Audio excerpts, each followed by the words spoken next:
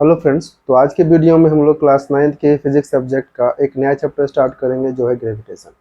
तो ग्रेविटेशन के बारे में सबसे पहले न्यूटन ने बताया था और उन्होंने ही फाइंड आउट किया कि ग्रेविटेशन क्या होता है।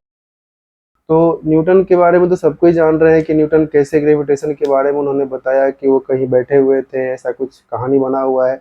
एप्पल ट्री से नीचे गिरा तो उन्होंने सोचा वो नीचे ही क्यों गिरा, ऊपर भी तो जा सकता था। तो इस तरह से उन्होंने और भी चीज़ें देखी, जैसे कि अर्थ के चारों तरफ मून जो है वो रोटेट करता है, फिर अर्थ जो है वो सन के चारों तरफ चक्कर लगाता है। तो कुछ ऐसा चीज़ ज़रूर है जो कि उन सभी ऑब्जेक्ट्स को किसी ने बांध के रखा है।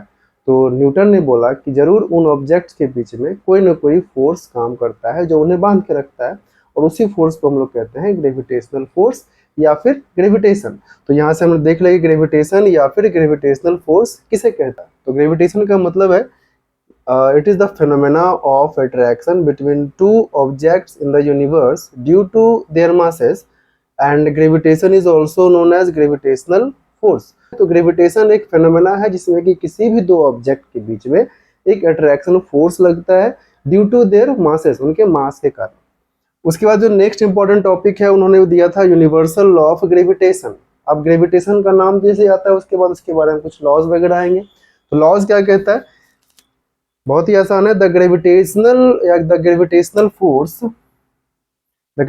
Force between two objects is directly proportional to the product of their masses. तो पहला है कि जो ग्रेविटेशनल फोर्स है वो डायरेक्टली प्रोपोर्शनल है किसके, तो प्रोडक्ट ऑफ देयर मासेस के, and inversely proportional to the square of distance between them. तो ये दो पार्ट उन्होंने जो कहा है उस दो पार्ट को हम लोग मैथमेटिकल टर्म्स में लिखना शुरू करते हैं। तो जो ग्रेविटेशनल फोर्स को हमने मान लिया एफ डायरेक्टली प्रोपोर्शनल कह रहा है, या फिर पहले हम लोग डायग्राम बना लें। दो ऑब्जेक्ट है, उसमें एक ऑब्जेक्ट का मास m1 है, दूसरे ऑब्जेक्ट का मास m2 है, और न्यूटन ने कहा कि इन दोनों के बीच में एक अट्रैक्शन फोर्स काम करेगा जो कि F है, और ये दोनों ही ऑब्जेक्ट एक डिस्टेंस r से सेपरेटेड हैं। ठीक है, तो यहाँ पता चल गया कि दोनों ऑब्जेक्ट के बीच में फोर्स लगा F, उसके बीच का डिस्टेंस है r। तो यहाँ पे दो पॉइंट है, तो ध्यान देना, दो पॉइंट में से पहला बोल रहा है कि force directly proportional to product, product का मतलब होता है multiply m1 into m2।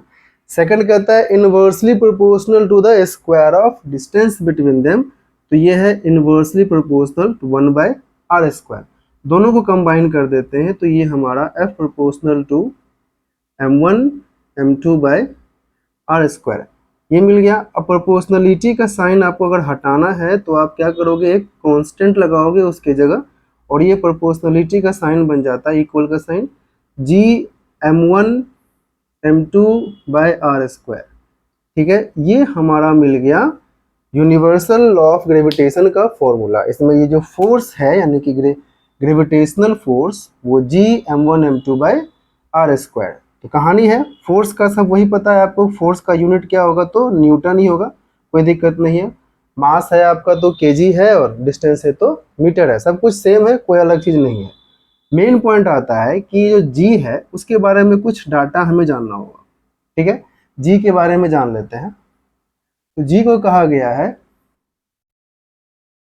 Universal gravitational constant, gravitational constant. ठीक है, जी का जो वैल्यू है वो भी दिया हुआ है 6.67 इंटू 10⁻⁻11। अब कहानी आती है इसके यूनिट की। हमेशा अधिकतर बच्चों को प्रॉब्लम आता है यूनिट को याद करने में, तो इसके लिए हम लोग यहाँ पे बाद में पुट करेंगे क्या यूनिट होता है, पहले वो निकाल लेते हैं यूनिट को। कभी भी फंस जाओ कि यूनिट कैसे निकालना है तो उसके लिए मैं बता देता हूँ कैसे यूनिट निकालते हैं। यूनिट ऑफ जी, तो सबसे पहले फॉर्मूला पे आ जाइए। तो फॉर्मूला से आपको जी का वैल्यू निकालना है कि जी के बराबर में क्या आ सकता है वो लेना है। तो ये पता है कि F equals to G m1 m2/r², cross multiply करोगे तो क्या हो जाएगा जी m1 m2/f इंटू r², और अगर जी की बात करते हैं तो f into r² divide by m1 m2। यहाँ तक जैसे ही आपने फॉर्मूला निकाला तो आपको यूनिट आराम से मिल जाएगा। कैसे मिल जाएगा, तो देख लो यहाँ पे फोर्स का जो यूनिट है वो है न्यूटन, आर का जो यूनिट है यानी कि डिस्टेंस का वो है मीटर स्क्वायर, और मास है यहाँ पे डिवाइड में, तो एक मास का केजी तो दूसरे मास का भी केजी, तो फाइनली क्या मिलेगा, न्यूटन मीटर स्क्वायर पर केजी स्क्वायर। ठीक है, तो यहाँ पे जी का यूनिट आप क्या रख दोगे, न्यूटन मीटर स्क्वायर पर केजी स्क्वायर। ठीक है, तो यहाँ से हमें पता चल जाता है कि ग्रेविटेशन क्या है और यूनिवर्सल लॉ ऑफ ग्रेविटेशन किस तरह से हम लोग फाइंड आउट करेंगे। इसे आप लिख सकते हो मैथमेटिकल डेरिवेशन के अंदर में।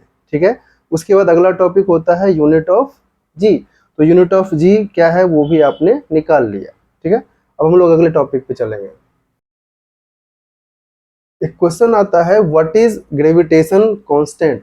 ग्रेविटेशन कांस्टेंट क्या होता है, तो हमें पता है ग्रेविटेशन कांस्टेंट को आप जी से रिप्रेजेंट करते हैं। ठीक है, तो इसका आंसर क्या होगा, सबसे पहली बात कुछ हम लोग मैथमेटिकल डेरिवेशन कर ले, like force equals to G m1 m2 by R square.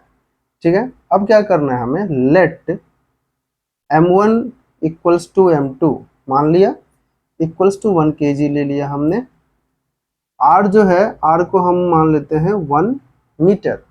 ठीक है, तो अब इस सारे वैल्यूज को मैं इसमें वापस रख देता हूं, तो f इक्वल्स टू क्या मिल जाएगा, g इंटू 1 डिवाइडेड बाई 1 का स्क्वायर, क्या मिल जाएगा g, that is f equals to g। तो यहाँ पे आप इस फॉर्मूला से आप ग्रेविटेशन कांस्टेंट का डेफिनेशन बता सकते हैं।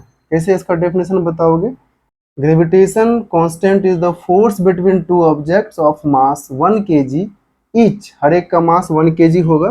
ठीक है, and kept at a distance of 1 metre, ये आपका हो जाता है ग्रेविटेशन कांस्टेंट का डेफिनेशन। ठीक है, तो ये क्वेश्चन है, अब इसको आराम से समझ सकते हैं।